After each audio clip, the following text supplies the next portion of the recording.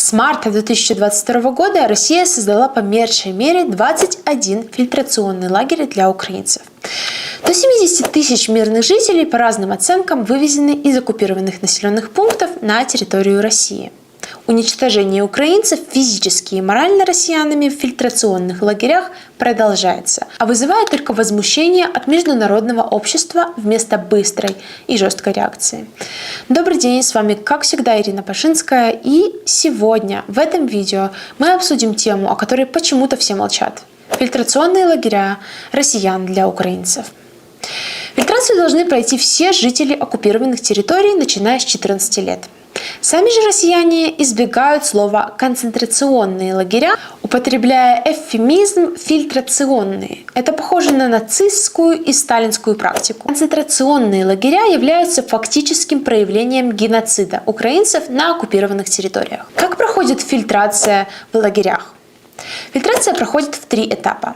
Первый – это проверка документов где угодно. Улица, блокпост, дома у людей вместе с обыском.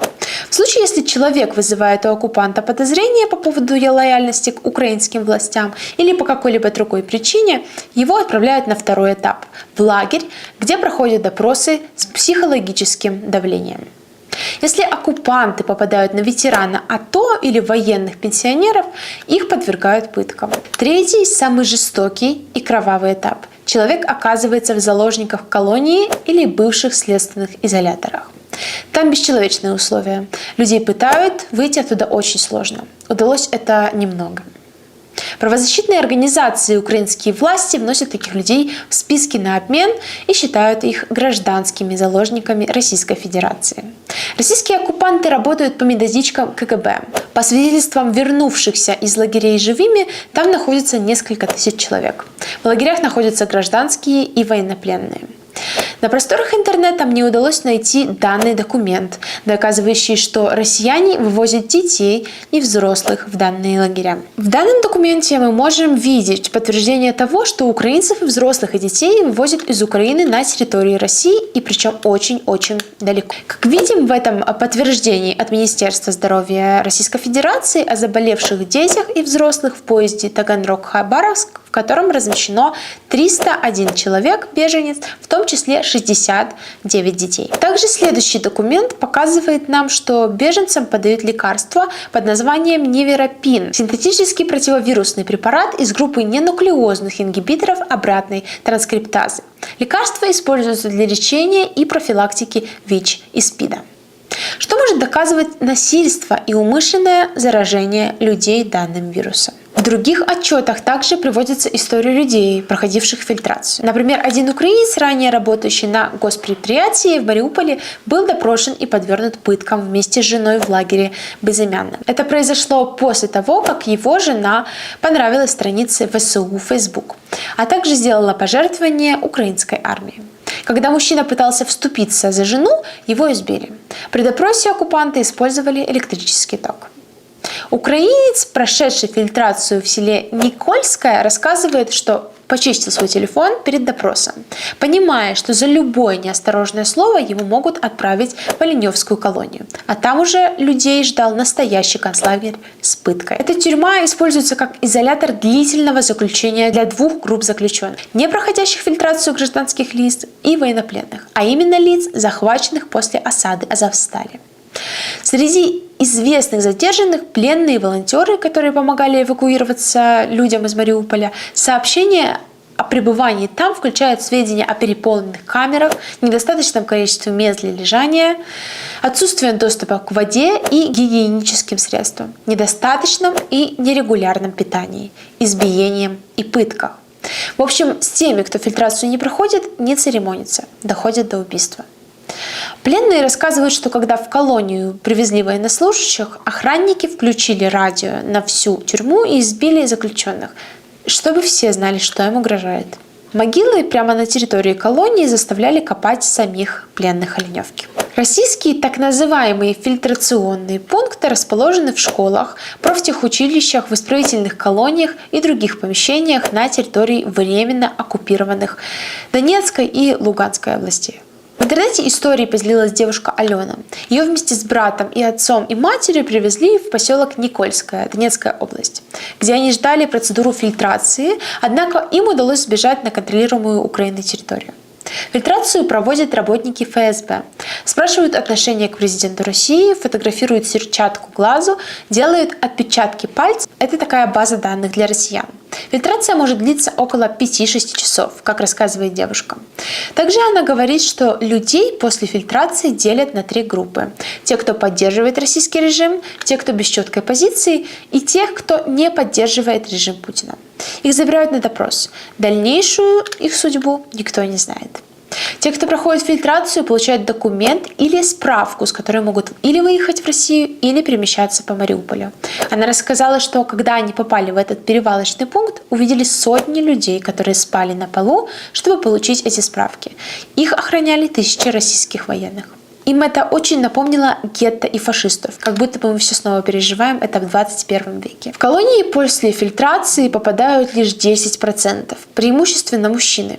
Остальные жители либо остаются в городе со справками в руках, либо их увозят в Россию. Все, кто не прошел фильтрацию и кто признан неблагонадежным в фильтрационных лагерях, под Мариуполем доставляются в помещение бывшей исправительной колонии номер 52 в селе Оленевка Донецкой области или известную тюрьму изоляции в Донецке. Скорее всего, там удерживают родных военных, бывших работников правоохранительных органов, активистов, журналистов и людей, которые просто вызвали подозрения. Например, из-за наличия патриотических татуировок. Многих грубо допрашивают, многие просто исчезают. Можно утверждать, что это настоящий концентрационный лагерь 21 века, созданный Россией в центре Европы. Как считают эксперты Центра по правам защиты людей, людям, насильственно вывезенным из Украины, трудно вернуться домой. Самая большая проблема в том, что украинцев в Россию вывозят, забирая паспорта, как рассказывают работники Центра юридической и адвокатской поддержки, принужденных к депортации украинцев. Это военное преступление, когда людей вывозят из Мариуполя, Изюма, Черниговской области. Россияне отбирают документы обманным путем. Например, предлагают дать убежище или статус переселенца, а потом забирают паспорт, якобы для этого. Потом им дают только справку с фотографией, и все. Затем этих людей везут в Россию, и они уже никуда не могут уехать. Этих людей нужно как-то идентифицировать и узнать, что у них есть запрос вернуться в Украину или выехать за пределы России. Они же без денег, без связи, без документов и без перспективы. Они находятся в пунктах временного пребывания. На данный момент, по подсчету данного центра, известно о 33 тысячах людей, которые пребывают в таких пунктах в Крыму.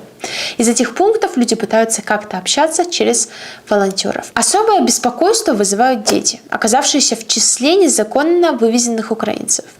Многие дети были принудительно депортированы в Россию или насильственно перемещены на временно оккупированные территории так называемых ЛДНР. Вместе с родственниками, утверждают советники по правам ребенка и детской реабилитации. Среди незаконно вывезенных есть и сироты, на которых у России могут быть свои планы. Как утверждает Центр по правам ребенка и детской реабилитации, Россия готовится к упрощению законодательства об усыновлении, чтобы россияне могли усыновлять украинских детей.